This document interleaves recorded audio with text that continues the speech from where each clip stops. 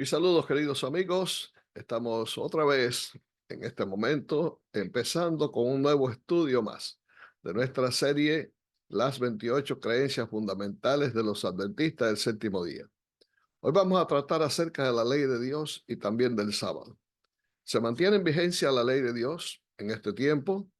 ¿El sábado constituye todavía el día de reposo para los cristianos, según la Biblia lo enseña? Bien, estos son los puntos que vamos a tratar en nuestro tema hoy, así que le damos la bienvenida a todos los que están entrando y deseamos que pueda ser de bendición para todos. Inmediatamente pasamos a nuestro tema que nos ocupa en este momento. Y vamos a comenzar leyendo lo que dice el libro Creencias Fundamentales de los Adventistas del Séptimo Día, en su página 262. Ahí leemos que los grandes principios de la ley de Dios están incorporados en los 10 mandamientos y ejemplificados en la vida de Cristo. Expresan el amor, la voluntad y el propósito de Dios con respecto a la conducta y a las relaciones humanas y son obligatorios para todas las personas en todas las épocas. Estos preceptos constituyen la base del pacto de Dios con su pueblo y son la norma del juicio divino. Por medio de la obra del Espíritu Santo, señalan el pecado y despiertan el sentido a la necesidad de un Salvador. La salvación es totalmente por la gracia y no por las obras, pero su fruto es la obediencia a los mandamientos. Esta obediencia desarrolla el carácter cristiano y da como resultado una sensación de bienestar. Es una evidencia de nuestro amor al Señor y de nuestra preocupación por nuestros semejantes. La obediencia por fe demuestra el poder de Cristo para transformar vidas y por lo tanto fortalece el testimonio cristiano. Bien, vamos a pasar inmediatamente a tratar de, en forma sintética, eh, compartir cuáles son los principios que encontramos en Éxodo 20 y que comprende los 10 mandamientos de la ley de Dios. Como fue dado a Moisés, Dios le dio 2 tablas de piedra que fueron labradas por el mismo Dios y también fueron escritas con el propio dedo de Dios. Y eso simboliza de que la ley indudablemente debía mantenerse para siempre. El hecho de que estuvieran grabadas en tablas de piedra significa que eso no podía ser borrado y que fuera hecho con el mismo dedo de Dios, pues todavía le da más autenticidad y sobre todo nos ayuda a entender una de las características fundamentales de la ley, que es su santidad y su procedencia, indudablemente. Entonces el primer mandamiento nos enseña a no adorar otros dioses que no sean al único Dios que creó los cielos y la tierra. El segundo mandamiento, no debemos adorar a Dios mediante imágenes. Así que las imágenes que se usan para adorar a Dios están completamente fuera de lugar. El número 3 de los mandamientos nos enseña a no tomar el nombre de Dios en vano. En otras palabras, no usar el nombre de Dios para chistes, para canciones seculares, como hay muchas canciones, por ejemplo, que mencionan el nombre de Dios, expresiones que se convierten ya prácticamente en cliché en nuestro lenguaje, siempre estar pronunciando Dios mío por cualquier razón y cuestiones así. Todo eso tiene que ver con este mandamiento. El cuarto mandamiento nos enseña que debemos acordarnos del día de reposo para santificarlo. Vamos a hablar un poco más de eso más adelante. Así que pasamos a la segunda tabla de la ley, que tiene que ver con el prójimo. La primera tabla de la ley tiene que ver con Dios, es nuestra relación con Dios, pero la segunda tiene que ver con el prójimo y el primer lugar lo ocupan nuestros padres. Quinto mandamiento nos enseña a honrar a nuestros padres. Sexto mandamiento, no matarás. Jesús amplificó mucho este mandamiento al decir que aún enojarse contra alguien, desearle mal a alguien, ya eso es violar este mandamiento. Séptimo mandamiento, no cometerás adulterio. Igualmente Jesús enseñó que aún desear a una mujer que no sea nuestra esposa, ya eso es cometer adulterio. Y este mandamiento pues abarca mucho también. Tiene que ver con todo tipo de actos lascivos, fornicarios, que realmente sean reprobables, son condenados por este mandamiento. El octavo mandamiento condena el hurto, el robo, el fraude y todas aquellas cosas que sean atentar contra la propiedad de los demás, del prójimo. El noveno mandamiento nos enseña a no mentir. El 10º condena la codicia en todas sus formas. Esto, a grandes rasgos, son los mandamientos que comprende la ley de Dios. Ahora bien, una pregunta importante. ¿Cuál es el propósito que tiene la ley para nosotros? Primeramente, debemos ver que la ley es un reflejo del carácter del que la dio, o sea, de nuestro Dios. Él es el dador de la ley. El Salmo 19, versículos 7 y 8 dice que la ley de Jehová es perfecta, que convierte el alma. El testimonio de Jehová es fiel, que hace sabio al sencillo. Los mandamientos de Jehová son rectos, que alegran el corazón. El precepto de Jehová es puro, que alumbra los ojos. Como ves, en este pasaje de Salmo 19 se nos presentan características de la ley que tienen que ver con el carácter de Dios. Porque Dios es perfecto, Dios es fiel también, Dios es recto para con nosotros, Dios es puro. De manera que todas estas características que tiene la ley son características de su propio autor, que es nuestro Dios. La ley, por lo tanto, se convierte en un instrumento que nos enseña a vivir una vida moral. En 1 Juan capítulo 3, versículo 4 dice que todo aquel que comete pecado infringe también la ley, pues el pecado es infracción de la ley. Cuando nosotros obedecemos la ley de Dios, cuando nosotros tratamos de vivir acorde con los principios de la ley de Dios, vivimos una vida íntegra. Vivimos una vida en obediencia a Dios y sobre todo una vida en respeto y amor hacia el prójimo. Por lo tanto, es una ley que nos ayuda y nos estimula a vivir una vida moral, una vida íntegra en el mundo en el cual nosotros vivimos. En Romanos capítulo 3, versículo 20, el apóstol Pablo dice que ya que por las obras de la ley ningún ser humano será justificado delante de él, porque por medio de la ley es el conocimiento del pecado. Algunos pueden pensar que la ley es fundamental para poder alcanzar la salvación y que para poder obtenerla tenemos que obedecer los principios de la ley al pie de la letra. Si ese es el propósito, pues no te va a servir de mucho porque en realidad la ley no es un instrumento para salvar. Como toda ley, la ley simplemente lo que hace es condenar. Supongamos que tú violaste una ley del tránsito o violaste cualquier tipo de ley de la sociedad, pues vas a tener que enfrentar un juicio y vas a tener que recibir una sentencia de acuerdo a la violación que tú cometiste. O sea, toda ley indudablemente tiene el propósito de corregir, tiene el propósito de enseñarnos qué es lo que no debemos hacer, tratar de enmendar nuestra conducta e impedir que se cometan actos que puedan afectar la propiedad o afectar a personas, etcétera, etcétera. De igual manera, la ley de Dios es un instrumento que Dios usa para mostrarnos a nosotros si damos correctamente los principios de esa ley o si estamos desobedeciendo algunos de los mandamientos de la ley de Dios. Es como un espejo. El apóstol Santiago presenta esta imagen de la ley como un espejo en la cual nos miramos cada día y contemplamos nuestro rostro natural y nos damos cuenta si en realidad somos fieles o no al Señor.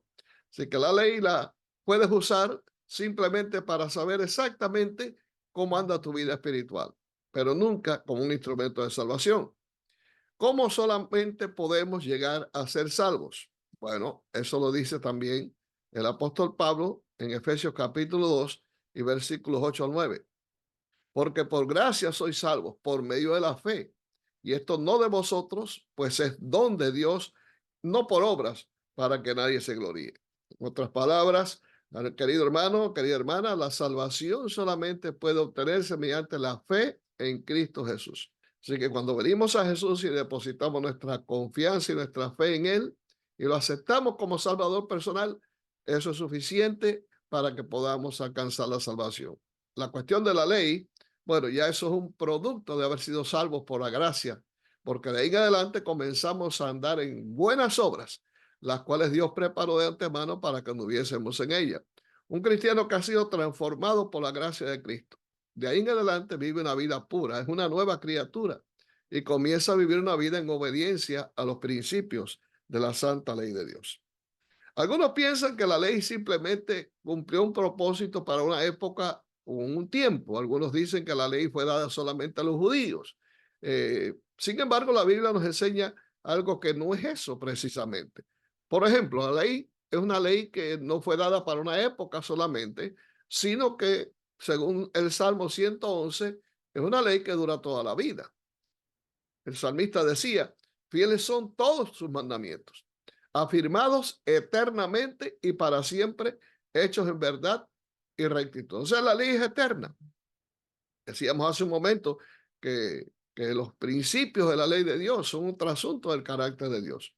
Y si Dios es eterno, por consiguiente, su ley también es eterna. Es lo que está diciendo aquí este pasaje. Todos sus mandamientos son afirmados, confirmados. Por eso Dios lo escribió en tablas de piedra eternamente y para siempre. No pueden ser abolidos, no pueden ser quitados, no pueden ser modificados, porque es una ley eterna y es una ley perfecta. Tenemos que tener en cuenta ese asunto. Sin embargo, Satanás se ha preocupado de hacer guerra contra la ley de Dios. Comenzó en el cielo.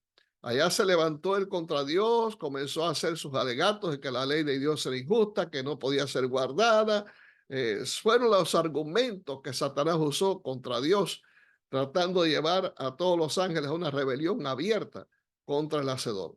En parte tuvo éxito porque se llevó la tercera parte de los ángeles del cielo que le creyeron sus cuentos. Y también podemos ver a lo largo de la Biblia cómo el diablo pues ha tratado de alguna forma de hacer una brecha en los mandamientos de la ley de Dios, sobre todo en un mandamiento específicamente hablando. Pero eso estaba profetizado. Por ejemplo, vemos aquí en Daniel capítulo 7 y versículo 25 que habría un poder que se levantaría y hablaría palabras contra el Altísimo. Fíjense las cosas que haría, ¿no? Número uno, hablar palabras contra el Altísimo, o sea, ir en contra de lo que la Biblia enseña, cambiar, modificar, transformar las verdades bíblicas en algún sentido y en algún lugar. Y también dice, y a los santos del Altísimo quebrantará. O sea, perseguiría a los santos del Altísimo. Y pensará, dice más aún, o sea, que aún va más allá de eso, en cambiar los tiempos y la ley. Y claro está, Dios va a permitir algo. Dice que serían entregados en su mano hasta tiempo, tiempos y medio tiempo. Este es un versículo muy importante. Ahorita vamos a entrar un poco más sobre lo que dice aquí. Así que dejémoslo ahí por un momento. Pero vamos a pasar a otro punto también que es importante. ¿Cómo declaró Cristo la perpetuidad de la ley? En el Sermón del Monte, en el capítulo 5 de Mateo, Jesús dijo, no penséis que he venido para abrogar la ley de los profetas. No he venido para abrogar, o sea, quitar, eliminar, sino para cumplir. Porque de cierto os digo que hasta que pasen el cielo y la tierra, ni una jota, ni una tilde pasará de la ley hasta que todo se haya cumplido. Esto es claro. Jesús fue claro aquí cuando enfatizó de que nada de la ley habría de ser abrogado o eliminado mientras durara el cielo y la tierra. Es una expresión de lenguaje que lo que quiere decir es que la ley es eterna, en otras palabras. De manera que cualquiera que quebrante uno de estos mandamientos muy pequeños, y así enseña a los hombres, muy pequeño será llamado en el reino de los cielos. Mas cualquiera que los haga y los enseñe, este será llamado grande en el reino de los cielos. Fíjate a los que se arriesga, aquellos que dicen que la ley ya no puede ser guardada, que ya Cristo la clavó en la cruz, que no es necesario, que esa ley era para los judíos. Los que hacen eso son llamados pequeños, lo cual quiere decir que han perdido completamente el reino de los cielos. Están destinados a la muerte y a la destrucción perpetua. Pero bueno, decíamos hace un momento que Satanás hace guerra contra la ley de Dios. Y la pregunta es, ¿por qué razón Satanás hace guerra contra el remanente también? En Daniel 7:25 leíamos hace un momento que la obra que haría este poder pseudo religioso sería también destruir a los santos del Altísimo, un ataque contra la ley, y serían entregados en su mano tiempos y la mitad de un tiempo. Déjame decirte que de acuerdo al cómputo del tiempo que los judíos tenían, un tiempo equivale a un año, de tiempos equivale a 2 años y medio tiempo equivale, por lo tanto, a medio año.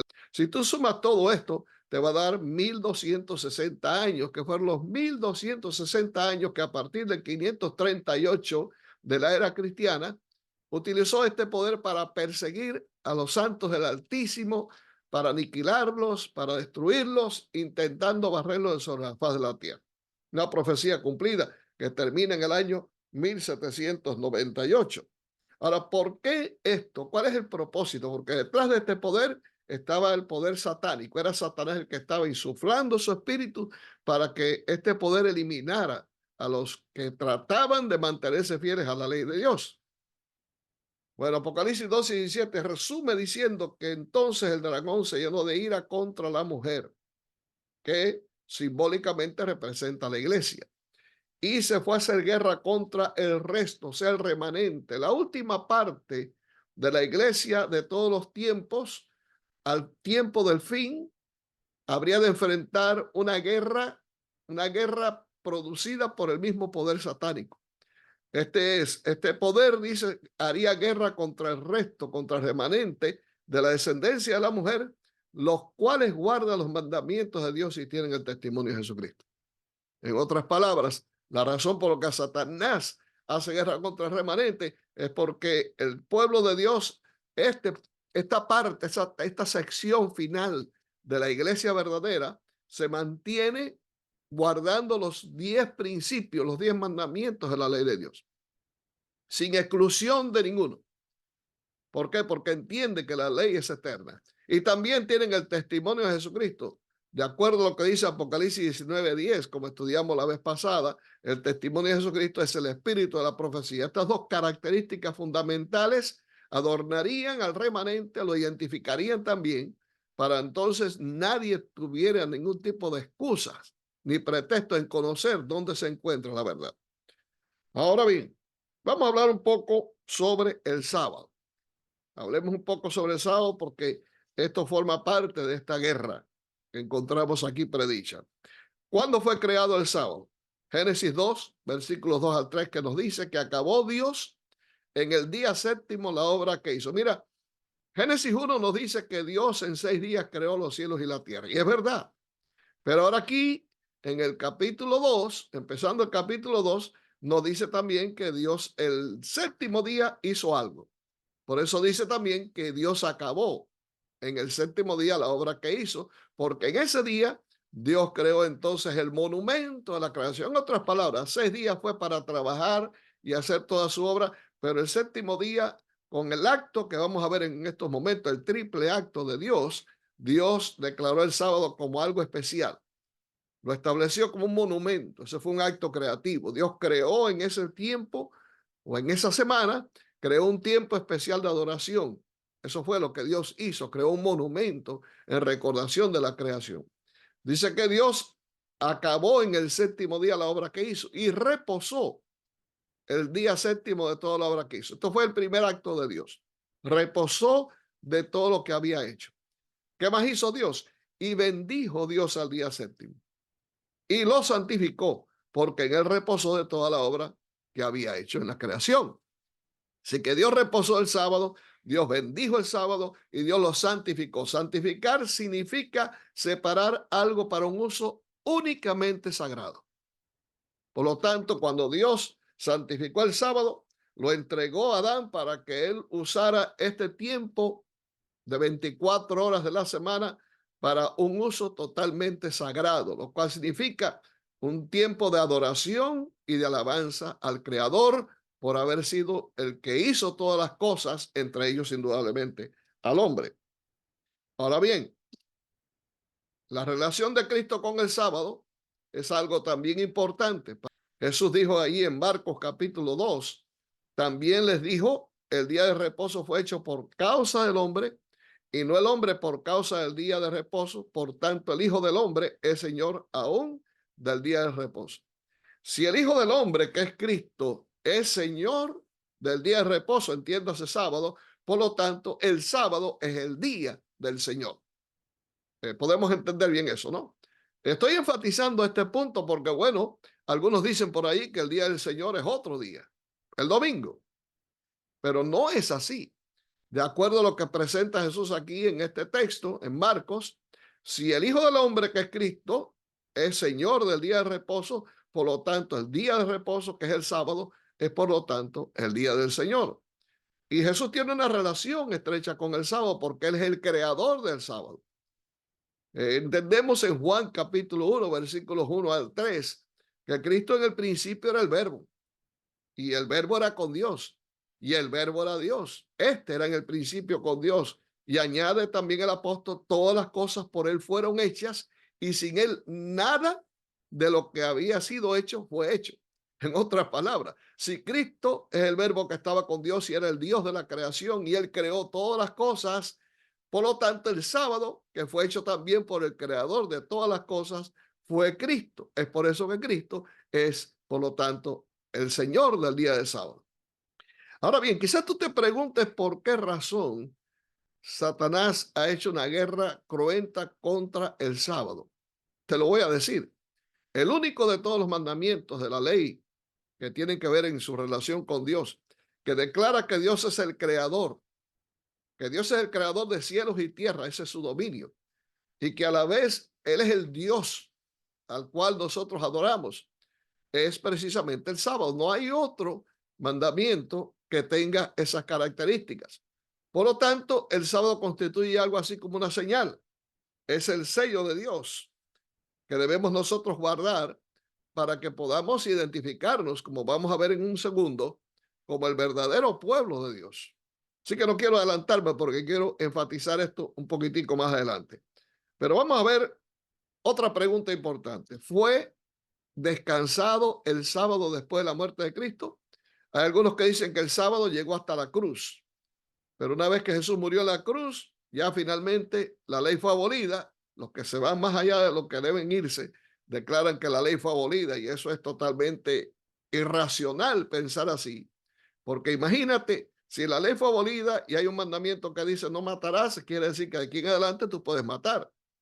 Y otro dice no adulterarás, pues tú puedes hacer lo que te dé la gana. Puedes adulterar, puedes violar el lecho matrimonial, todo eso. O sea que esto es totalmente irracional. Si te pones a mirar todos los principios de la ley de Dios, el problema está precisamente con el sábado. O sea, la guerra del diablo no es tanto para todo lo demás, aunque sí, él mutiló indudablemente el primer mandamiento porque hay gente que adora todo tipo de dioses. Y el segundo también, porque bueno, hay muchos que adoran imágenes. La iglesia popular, la iglesia católica, tiene muchas imágenes que son adoradas por sus fieles. Y no estoy cuestionando aquí si lo hacen con sinceridad, lo que estoy diciendo es que se está violando un principio de la ley de Dios. Así que, por esta razón, podemos entender si en realidad el sábado fue, de alguna manera, cuando Cristo muere en la cruz, eliminado de la ley de Dios. Hay algo en la Biblia que nos indica a nosotros que Jesús tenía las pretensiones. Ya vimos hace un momento que no había venido a violar la ley, sino a cumplirla. Y que nada, ni una jota, ni un tilde perecería de la ley hasta que todo se cumpla. Entonces, ¿podremos decir con todo eso de que Jesús en la cruz eliminó el sábado? Vamos a ver este pasaje. En Lucas 23, esto ocurre después de que Jesús había muerto, ya estaba en la tumba, estaba descansando.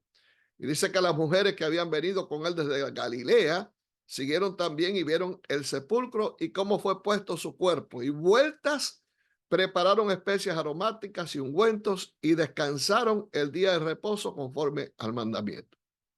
Si Jesús hubiera tenido la pretensión de abolir el sábado, eliminarlo ya como día de descanso, cosa totalmente ilógica, les hubiera dicho, por lo tanto, a los discípulos y a las mujeres, mire, después que yo muera, ya no tienen que guardar más el sábado. Él vino a hacer ciertas reformas que la contemplamos a lo largo de los evangelios, por lo tanto, una reforma tan importante como esta, él debió habérselo dicho.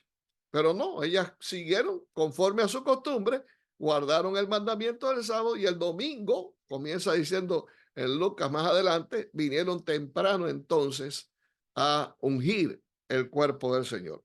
Ahora viene otra pregunta. ¿Y los apóstoles? ¿Acaso después, tiempos más tarde, tal vez Jesús se lo dijo los 40 días que estuvo acá en la tierra, después de haber sido resucitado, guardaron el sábado? Vamos a ver el ejemplo de Pablo ahí en Hechos 17. Dice que pasando por Anfípolis y Apolonia llegaron a Tesalónica, donde había una sinagoga de los judíos. Y Pablo, como acostumbraba, fue a ellos y por 3 días de reposo discutió con ellos, declarando y exponiendo por medio de las escrituras que era necesario que el Cristo padeciese y resucitase de los muertos, y que Jesús, a quien yo os anuncio, decía él, es el Cristo. Fíjense lo que dice el pasaje allá al principio. Pablo, como acostumbraba, me recuerda a Jesús. Cuando tú vas al libro de Lucas, capítulo 4, versículo 16, dice que Jesús, como acostumbraba, se reunía en la sinagoga los sábados. venía a adorar. De manera que el día en que Jesús acostumbraba a adorar a Dios era precisamente el sábado. Como era su costumbre, entró en la sinagoga y se levantó a leer, dice ahí en ese pasaje. Ahora aquí también utilizando la misma expresión, dice Pablo, como acostumbraba, fue a ellos y por 3 días de reposo, 3 días de sábado, discutió también con ellos. De manera que Pablo continuó guardando también el sábado como día de reposo. Si no hubiera sido así, pues indudablemente hubiera omitido eso o se hubiera declarado enfáticamente que ya el sábado no había necesidad de guardarlo. Por lo tanto, no encontramos en la Biblia, en el Nuevo Testamento, en ninguna parte, algo que diga que el sábado fue cambiado, fue transferido, su adoración o su santidad para un día diferente, en este caso, el día de domingo. Ahora bien, ¿por qué es importante el sábado? ¿De qué es una señal la observancia del sábado? Ezequiel 20:12 nos dice, y les di también mis sábados para que fueran por señal entre yo y ellos, para que supieran que yo soy Jehová, que los santifico. O sea, el sábado es una señal de santificación. El sábado es una señal de que cuando observamos este día en una manera tal como la Biblia lo indica, santificada, somos también santificados por Dios. Porque al observar el sábado, al guardarlo, en la forma que la Biblia enseña, nos estamos separando, apartando para algo sagrado. Y el Espíritu Santo nos santifica mediante su observancia correcta. En el mismo libro de Ezequiel, capítulo de Ezequiel 20 y versículo 20, dice también Dios, santificad mis sábados y sean por señal entre mí y vosotros, para que sepáis que yo soy Jehová vuestro Dios. Bueno, si queremos tener la seguridad de la autenticidad del Dios a quien adoramos, indudablemente uno de los recursos es guardar el sábado en una forma correcta. Es la verdadera señal. Ahora fíjate, eso quiere decir, por lo tanto, que es una señal del verdadero Dios, pero es una señal también del verdadero pueblo de Dios, porque esa señal identifica al que adora al verdadero Dios. Por lo tanto, una y otra cosa también se conjugan. Entonces, viene la pregunta, si esto es así, si el sábado es el verdadero día de reposo, si los discípulos lo guardaron, si no encontramos en la Biblia nada que diga de que la observancia del sábado fue transferida para el domingo, ¿por qué la mayoría de los cristianos guardan entonces el domingo? ¿Cuál es la razón? Bien, tenemos que ir con la historia. Primeramente, volvemos a citar Daniel 7:25. Y hablará palabras contra el Altísimo y a los santos del Altísimo quebrantará y pensará en cambiar los tiempos y la ley.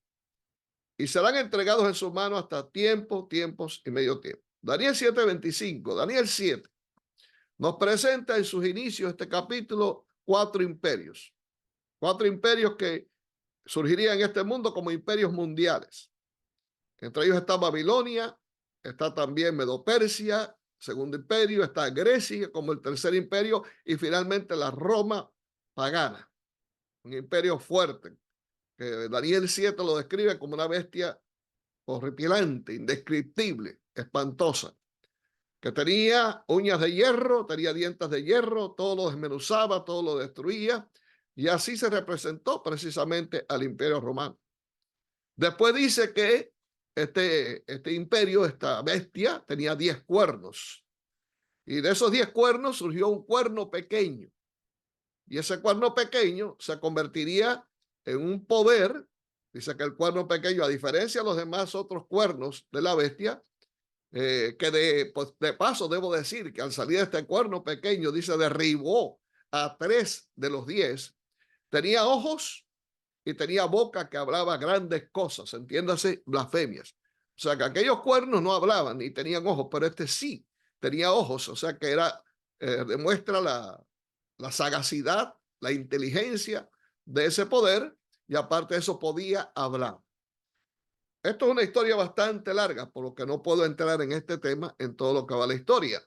Pero este poder, históricamente hablando y a lo largo de las descripciones que aquí se dan, encontramos que es comparable y no puede ser otro que a la Roma papal, porque del imperio romano pagano surge después, más adelante, la Roma papal. Y cuando el Papa surge, tiene que eliminar a 3 de los poderes arrianos que en aquel entonces le estaban haciendo la contra: los cérulos, los vándalos y los ostrogodos. Eso lo puedes estudiar en la historia, así que te dejo eso de tarea para que tú estudies allí. Y una vez que se engrandeció, una vez que tomó fuerza, comenzó entonces a hacer guerra contra los santos del Altísimo. Y comenzó a hacer su obra también para modificar los tiempos y la ley. Y yo quiero compartir con ustedes en estos momentos algunas declaraciones que son importantes para ver cómo el poder romano papal fue poco a poco, gradualmente transformando todas las cosas, cambiando el tiempo, cambiando las leyes para salirse finalmente con la suya, con sus propósitos.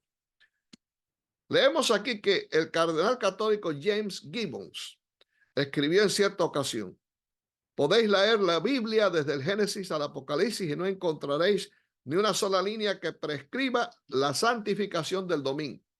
Las escrituras hablan de la observancia religiosa del sábado, día que no santificamos. Esto aparece en James Gibbons, La fe de nuestros padres, editado por la revista católica El Paso, Texas, 1940, en la página 84.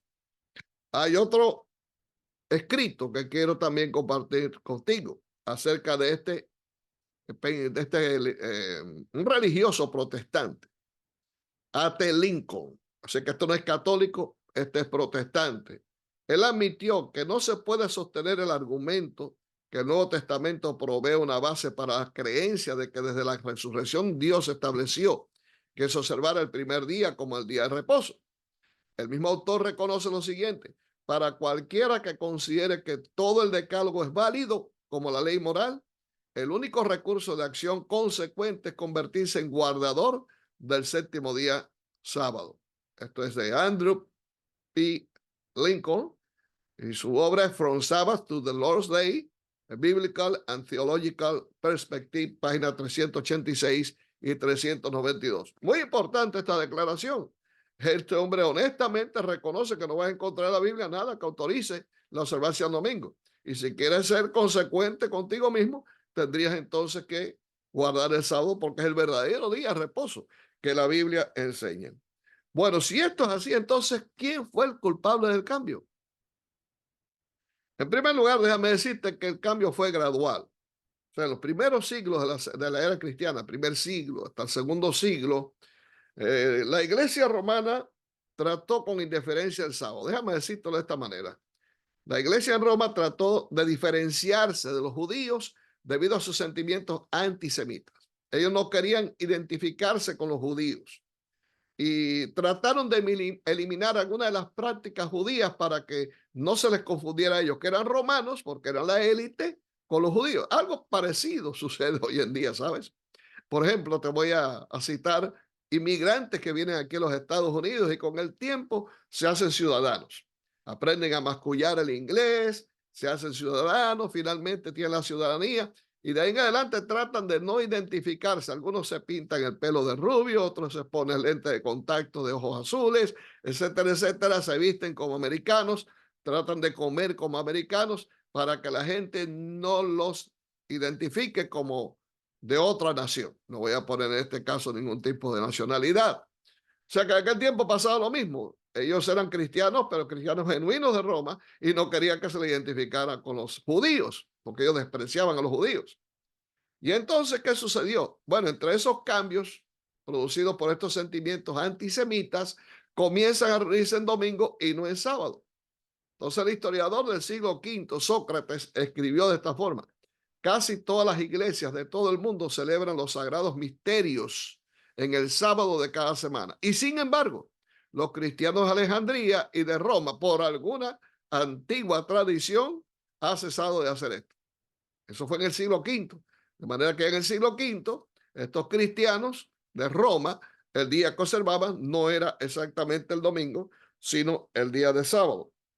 Ahora bien, ¿por qué, pregunto yo, los que paulatinamente se alejaron del séptimo día escogieron el domingo y no otro día de la semana? Bueno, una razón primordial es el hecho de que Cristo resucitó en domingo y se afirmaba que el Salvador había autorizado la práctica de orar en ese día. Pero aunque parezca extraño, ningún escritor de los siglos 3 y 4 jamás citó un solo versículo bíblico como autoridad para justificar la observancia del domingo en lugar del sábado. O sea, esto comenzó a correr, esta opinión comenzó a correr. Y fue por tradición, no porque estudiar la Biblia, no porque buscaran el texto donde realmente se presentara que Cristo cambió la observancia del sábado para el domingo. Eso no aparecía por ninguna parte. Pero ellos continuaron diciendo eso, la gente lo tomó como que era realidad, la iglesia lo decía, pues hay que crear la iglesia y punto. Y sencillamente en este estado de transición fue ocurriendo el cambio. Llega el año 321, estamos en el siglo IV, 7 de marzo, y el emperador Constantino, que había hecho una maniobra de conversión al cristianismo, lanza un edicto, el famoso edicto de Constantino, y él declara en el venerable día del sol. Fíjense ustedes, no está hablando de domingo.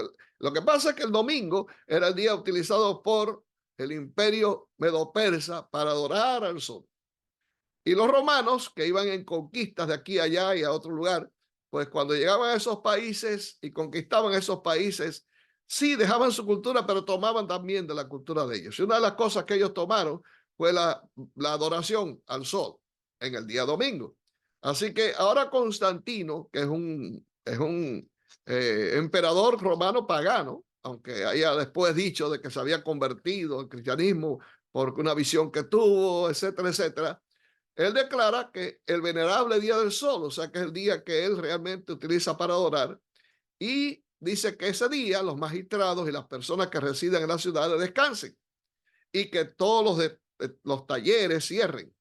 En el campo, sin embargo, que la gente que se ocupa de la agricultura pueda libre y legalmente continuar con sus tareas, porque a menudo sucede que otro día no es adecuado para la siembra del grano o la plantación de viñas.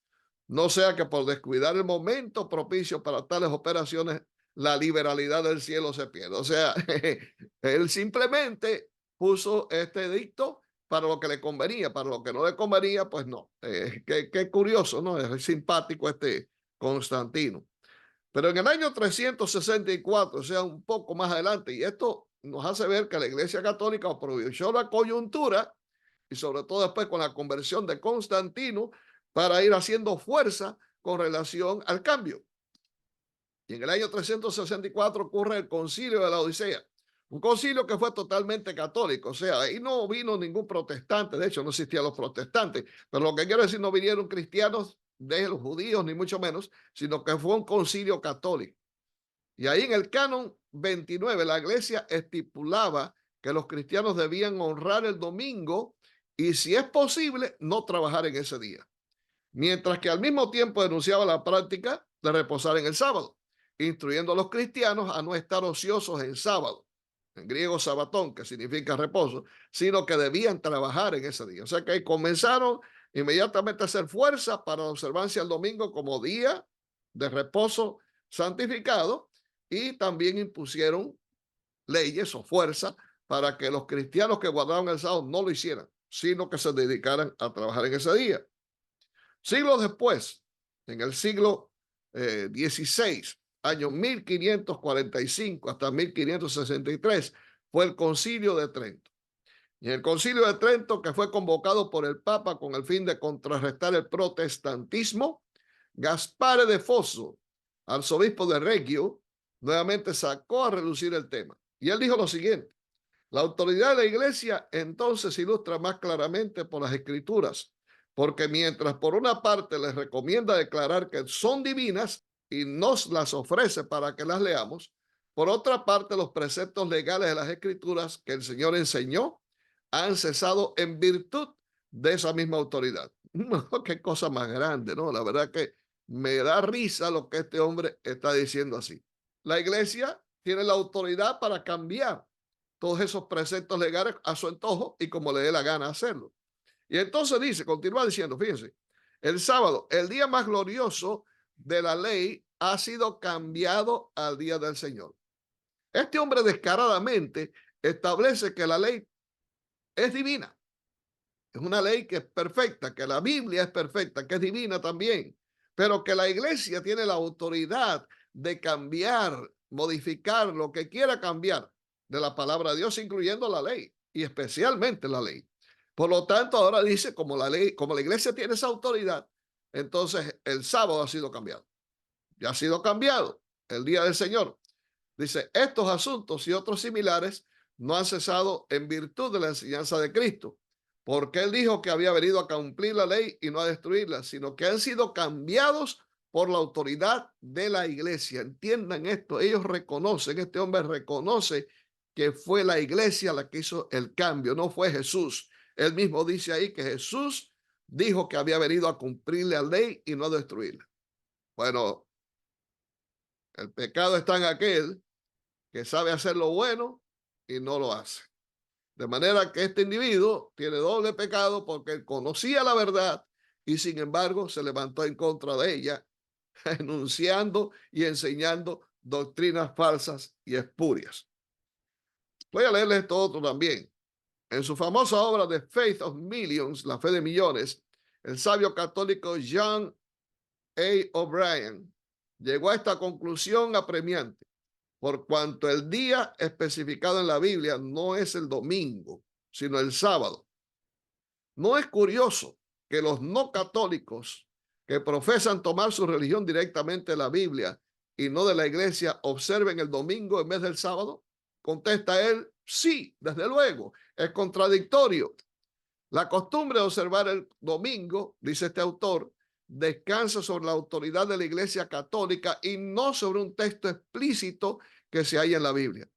Esa observancia permanece como un recordativo de la Madre Iglesia, entiéndase la Iglesia Católica, claro está, de la cual las sectas no católicas se desprendieron, como un muchacho que huye de su hogar, pero que en su bolsillo todavía lleva una fotografía de su madre o un mechón de su cabello. Es interesante este punto, queridos, porque realmente vemos cómo tantos escritores, tantos prelados religiosos inclusive, honestamente reconocen de que el verdadero día de reposo bíblico es el sábado. Y reconocen también que no hay autoridad en la Biblia para ese cambio, que solamente la iglesia se atribuyó, la iglesia católica se atribuyó el cambio. Ahora este hombre viene a decir que los que no son católicos, y está hablando de los protestantes que observan el domingo, lo que están haciendo sencillamente es observar una institución romana, una institución papal. Eso es lo que están haciendo, pero no están observando el verdadero día de reposo que Dios estableció como un monumento de la creación. Es algo increíble, pero yo llamo la atención especialmente a mis hermanos de las iglesias protestantes que analicen este tema, que se quiten todo tipo de prejuicio y que se sumergen en la palabra de Dios y que con sinceridad de corazón estudien este tema pidiéndole al Espíritu Santo de Dios que ilumine sus mentes, porque déjenme decirle, estamos viviendo en tiempos realmente apremiantes, tiempos en que nos estamos acercando al fin de todas las cosas. Y Cristo quiere levantar un pueblo, como ya leímos ahí en Apocalipsis 12:17, que forme el remanente y que guarde los mandamientos de la ley de Dios, los mandamientos bíblicos, no mandamientos de hombres, no doctrinas de hombres, ni apostasías humanas. Dios quiere que nosotros seamos fieles a los principios que Dios mismo escribió en esa ley, que apareció en esas tablas de piedra. Así que yo llamo a mis hermanos de iglesias protestantes que tomen este asunto en consideración y en forma seria.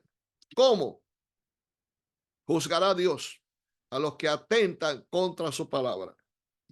En Apocalipsis, su último capítulo, versículos 18 y 19, dice que yo advierto a todo aquel que oye las palabras de la profecía de este libro, si alguno añade a estas cosas, Dios traerá sobre él las plagas que están escritas en este libro. Y si alguno quita de las palabras del libro de esta profecía, Dios quitará su parte del libro de la vida y de la santa ciudad y de las cosas que están escritas en este libro. Fíjate cuán importante es hacer caso a este pasaje. Porque si nosotros mutilamos la palabra de Dios de una manera u otra, vamos a tener que enfrentar los juicios de Dios y vamos a perder la vida eterna. Por eso este tema es de suma importancia. Y yo vuelvo a rogar a todos mis hermanos queridos que por favor tomen este asunto seriamente. Deseo que Dios les bendiga, que Dios les guarde y que podamos seguir adelante obedeciendo a Dios, obedeciendo sus principios, sus mandamientos, por haber sido renovados por la gracia de Cristo, por haber sido rescatados del pecado y porque queremos ser fieles al verdadero Dios, observando una ley que todavía es vigente, que no ha sido modificada, sino que es eterna. Dios te guarde, es mi deseo de oración y nos veremos en el próximo estudio. Hasta la próxima.